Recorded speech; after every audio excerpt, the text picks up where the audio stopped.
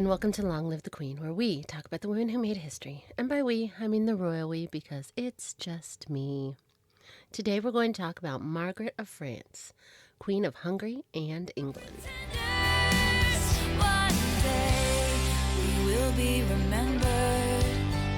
Margaret was born in 1158. Her father was King Louis VII of France. He had married and divorced his first wife because they had just two girls. So her birth would have been a huge disappointment to an entire country. No one wanted a third girl. Her mother was Queen Constance. She had been expected to give the king a boy, and she had failed, and she had just the one job. All of Europe was talking about this birth and how badly the French king needed a son. The king's first wife had gotten remarried, this time to the King of England, and after leaving the French king, she had provided the English king with sons. A lot of sons. The King of France was pretty sure his ex-wife was doing this on purpose. How dare she? It isn't a great start to life when everyone wanted you to be male and you weren't. So Margaret's father's first wife and her new husband sent people to make a deal with her father. They suggested that Margaret be betrothed to their oldest surviving son, Henry. Margaret could not reign as the French queen because France was a boys-only club. But if she married Henry, she could be the Queen of England. While these negotiations were going on with England, Margaret's mother was expecting what the whole country was praying was a boy. On the 4th of October, 1160, when Margaret was about 2, her mother had that baby. But she was also female, so bummer. And the bad news didn't stop there. Margaret's mother died the same day that Princess Alice was born.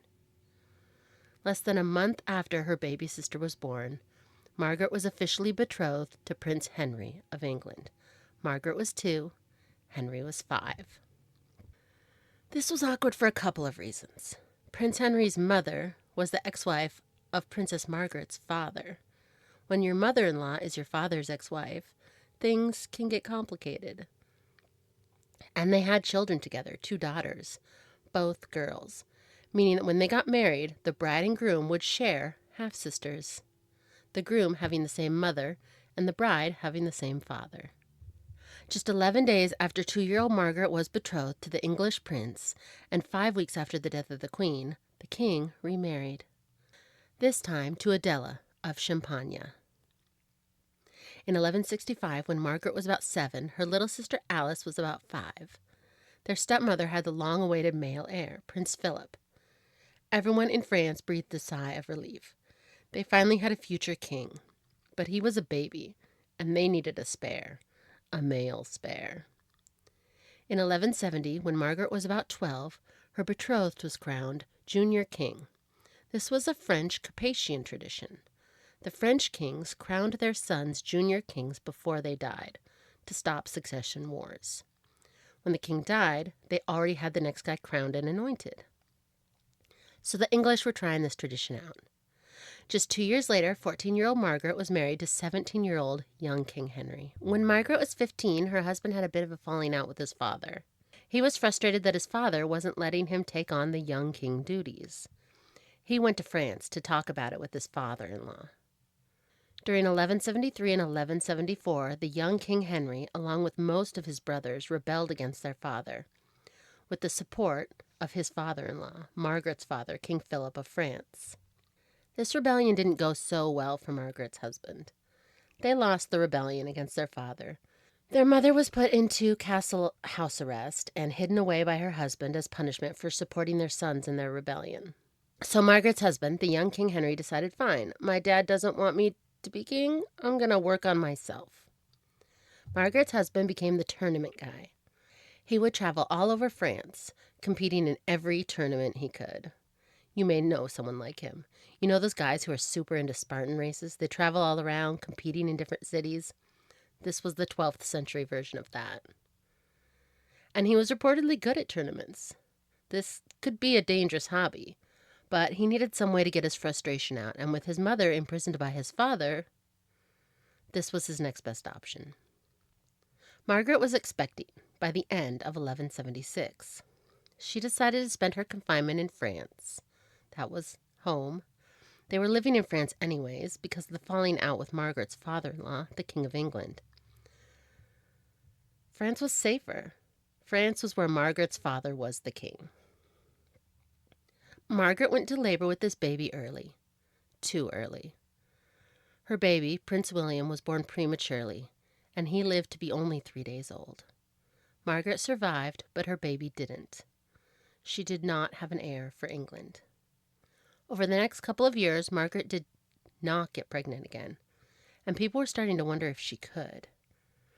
By this point, her father was ill. He was dying. Margaret's 14-year-old brother was crowned junior king in preparation for the imminent succession. Margaret's father was too ill to attend his son's coronation. During this time, Margaret's husband was still traveling all over France, being the tournament guy. He was really into it. Less than a year after Margaret's 14-year-old brother was crowned, their father, King Louis, died at the age of about 60. The king is dead. Long live the king. King Philip II was 15 years old. Margaret was still not pregnant. Maybe because of this, or maybe because Henry was gone at tournaments all the time. It is thought that Henry was looking for a way out of this marriage. He was no longer married to the daughter of the King of France. He was married to the half-sister of the new young King of France. She wasn't as useful to him anymore, and losing their only child was likely hard on the marriage. Margaret was accused of an affair with William Marshall, 1st Earl of Pembroke. This affair likely didn't occur. Henry was probably just looking for an excuse for an annulment. William was a good friend and tournament pal of the king. He had enemies, and the affair accusations were likely fabricated by his enemies, but the king believed them. He was also charged with defaming the king, and this was probably true. There was some shit talk going on. Margaret went to stay away from her husband in France. Henry was back at war. He was now fighting against his father and his brother Richard the Lionheart. During the Second English Family Civil War, young King Henry contracted dysentery. He had been out pillaging monasteries to raise war funds to pay his mercenaries, so stealing from nuns to pay the sellswords, and he got dysentery. It became clear that he was dying, and as a sort of penance for rebelling against his father, he prostrated himself naked on the floor before a crucifix. He also asked to be reconciled with his father. His father suspected this was a trap and refused to see his son. No reconciliation would happen. Young King Henry died on the 11th of June, 1183, at the age of 28. So Margaret wasn't getting her marriage annulled. She was no longer married. She didn't need to. England didn't want to lose the land they had received for Margaret's dowry. They agreed to pay the young queen a large pension in exchange for her dower lands. And she could use the money. She was no longer the Queen of England or the daughter of the King of France. In 1186, Margaret married Bela III, King of Hungary. We don't know a lot about this time, but they do seem to have been compatible. Bela was all about the Crusades, either going on them or supporting other monarchs who were going on them. He was either all in or definitely support staff. He was away a lot, but for something that Margaret saw as a worthwhile pursuit, it was a very different time. After about a decade of marriage, Margaret was widowed again. He had fallen ill and died at the age of 47 or 48, while he was prepping for his next crusade. Margaret decided that she just wanted to move to the Holy Land and live out the rest of her life with God. In 1197, she left on pilgrimage, and 8 days after arriving in the Holy Land, Margaret died on the 18th of September, 1197. She died at the age of 38 or 39 of unknown causes. And that is where I'll leave it for now. What did you think of Margaret of France? She was queen of both England and Hungary. She had a type, militant soldier king guy. And that was the vibe back then. I'd like to do a more general shout out this time. I'm going to shout out the country of Norway. It is my fastest growing audience at the moment, and it gives me the warm fuzzies. My grandmother was Norwegian. She died just after I turned 3. I have one memory of her when she was letting me play with the buttons on her hospital bed in hospice. I can remember she was, at the time, my favorite person. So, thank you, Norway.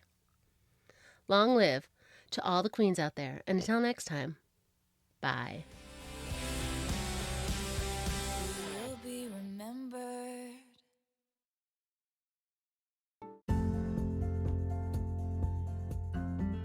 Thanks for listening.